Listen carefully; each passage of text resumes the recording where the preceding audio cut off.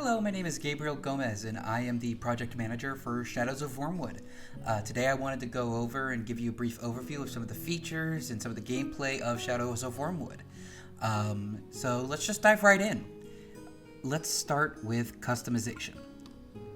In the customization, we have some very basic features right now for the demo, some face options, and some hair options. Going through this, you know what? Blue Pompadour is calling to me. So that is one of the features you can customize, but that's not everything. You can see over here a list of things you can customize. These are different assets in the game. So like, let's say if you play around and you really like the wizard's hat, you can click this little lock icon. Jeez. And I don't know if you heard the little locking mechanism, but once you lock it in, you can play the whole game with it and it won't change. But for now, let's leave that as unlocked so we can have all different sorts of hats as we explore. The other thing I wanted to touch on was the difficulty settings. Down here, you can see the little slider. As you kind of go up, it gets more and more difficult, as it kind of says on the description there. But we're going to start on beginner just so we can get started here. We also have daily challenges, which is what it says, and then adventures. So let's start an adventure. Alright, so let's see what we got. So the first thing you'll see is that we have access to a whole bunch of items here. So let's start with weapons. Alright, we have a great little spread here. So, as you can see, we have access to shields, staves, and a melee weapon. So let's grab I'm a classic sword and board player, but since we don't have a sword, we'll go with axe and board. Go raider. So yeah. Each weapon has its own set of stats. As you can see here, the weapon itself provides stats. So the amount of damage we're doing with this axe is 8, but since this shield has a bonus to axes, if I take it off, we only do 6. So naturally, you want the higher stats to do more damage. The shield gives us a nature bonus. Nature is one of the schools of magic, so if you have a higher nature skills, your nature magic will be higher. Same with the axe giving us life force, LIFO. The character inventory is broken down into physical skills over here and magical skills over here. The only exceptions are HP and your critical. Let's go into magic though, since we got some extra magic power here from the axe is giving us more spell power.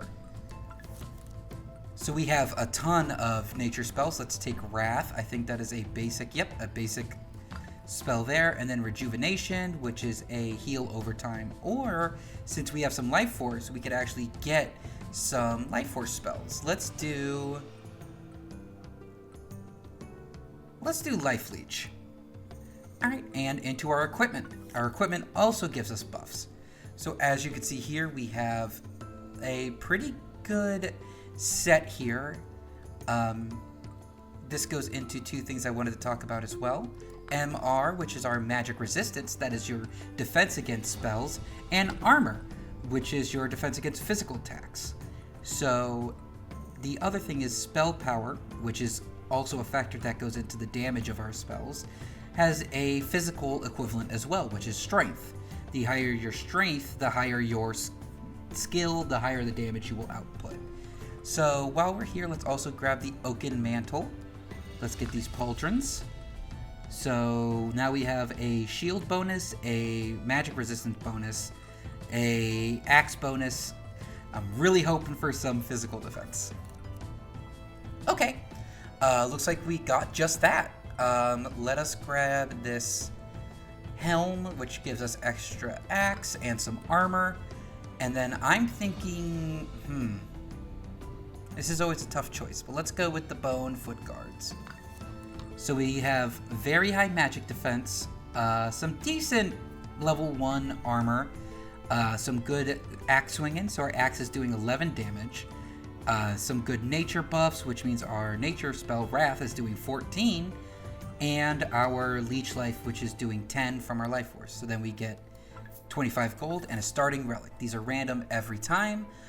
Since I like to typically kind of go unga bunga, let's do a battle-honed pendant, which gives us 2% strength. Alright. So now we have our map. Our map kind of has pathways that we choose to go down.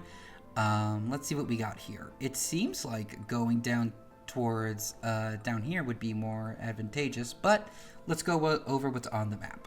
So we have shops. These can be things like blacksmiths or scrolls or potion sellers. These are the store where you could buy more equipment. Nodes, these random unknown spaces, have a chance of being anything from a combat to a store to just treasure.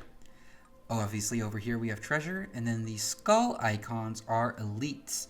These are challenging mini bosses that are scattered throughout the map that'll offer a definite challenge but are worth the reward that you get. So let's start a combat. Geez, I look a little goofy. Maybe I should have kept the hat. So we can look over here and see what our enemy's going to do. So they're going to buff this turn. They're going to buff. And they're also going to debuff us with an attack. Going over what we can do in response, we have 4 energy to act on. The energy is the same for the opponent. 4 actions are typically the base. You can get items that can change that and increase your energy. But for right now, this is what we have. So let's start by going, since he's going to try to debuff us, let's block. And then hit him with 2 wraths. Alright, did a solid chunk. Alright, so now we'll talk about buffs and debuffs. This is a perfect example. So right now I am debuffed with chilled. So for 2 turns, since he hit me with it twice, I start with 1 less energy, and that is reflected here. While he has 5 actions here, maybe he has some sort of action that allows him to take more actions. There's spells that cost life to do more actions. But down here, we can see that right now he is immortal.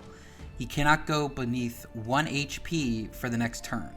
So me trying to kill him this turn is irrelevant, but he's also empowered, which does 1% damage for the next 2 turns, and prepared.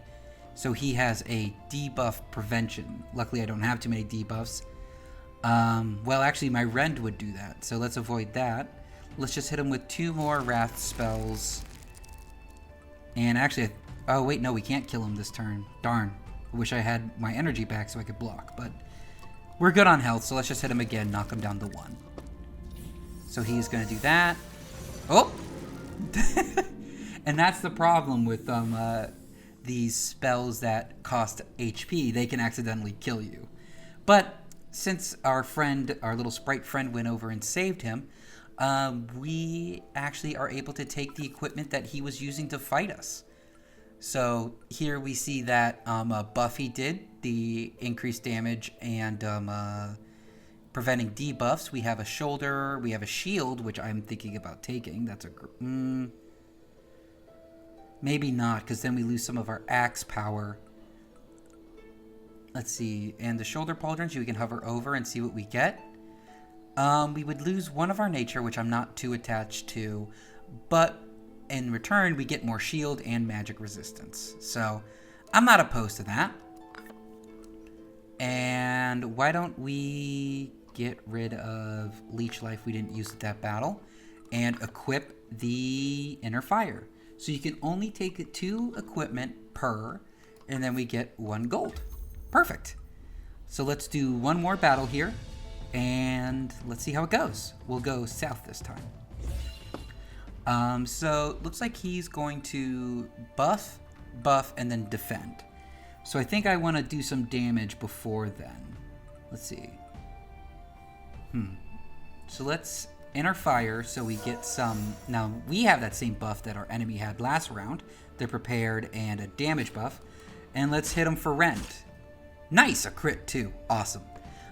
So as you can see, we have debuffed him with Lacerate. At the end of the turn, next 2 turns, he takes 6 physical damage. So that'll weaken his shield, I think, for next turn. Let's see what he does. So shield, prepared, and prepared. Okay. So if I hit him twice, he's actually prepared for that. So let's buff again. And since he's only buffing this turn, let's keep on rending him. Since we're not going to lacerate, but we got a crit to eat through his defenses. Oh, he is really worried about being lacerated. Which, I mean, understandable. So it looks like he's going to be hitting us with a debuff. So I'm going to block and then rend him again. Looks like a double crit. We'll take those. Ooh, that was a big one. But luckily, our prepared stopped us from getting the debuff of chilled. So we can keep whacking at him. Crit, crit. Wow, darn. All right, that was pretty lucky. All right, so he has been rescued, and now he's going to give us some of the equipment he had. And look at that. That is a great chest piece upgrade. And, we're not getting many. We haven't seen any legs or gloves yet, so let's see. Instead of Wrath, why don't we try doing Nourish so we can heal? But alright, that's all I really wanted to show off. Show some of the gameplay, how the mechanics work, and how you can build out a character. But that's all I have, and thank you so much for watching, and I hope you enjoy playing Shadows of Wyrmwood yourself. And thank you for playing. Alright, bye-bye.